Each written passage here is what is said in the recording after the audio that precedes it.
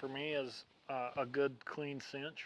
You know, it's easy to leave that cinch hang on, and you ride them and throw it over the seat and put them up, and you might have the same cinch for 2 or 3 years, right? Because it's hard to wear one out, but it's pretty easy for them to get crusty and get dirty, and it doesn't feel good on that horse, I know, and just the safety factor of it being old and worn.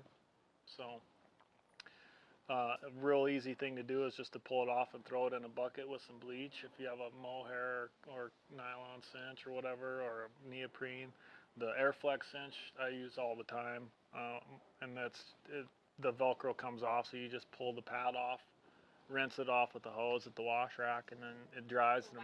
Yeah, it dries in about 4 minutes, and you put it back on. But that kind of stuff's really good to pay attention to. And the saddle pads are the same way.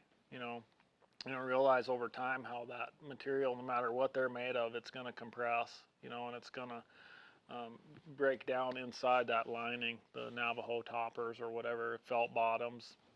Doesn't really matter, but that inner material is going to break down over time. So the topper might look good and the bottom you might keep clean, but if it's 2 years old, it's probably broken down, especially where the saddle tree sits over the withers of that horse. So 2 years is good. I'd say, you know, because it's, I know they're not cheap, Right. and it's a lot of times we use too much pad on our horses.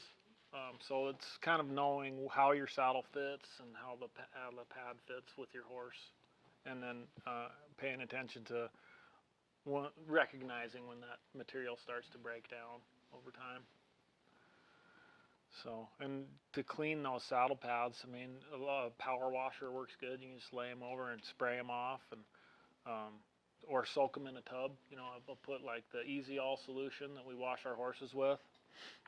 I'll spray that on them in a big water tub, let them soak overnight, and then just hose them off the next day. And a lot of that dirt and hair that's caked on there will just come off, so you don't have to spend, yeah, and then you don't have to spend hours brushing on them to try to get them clean.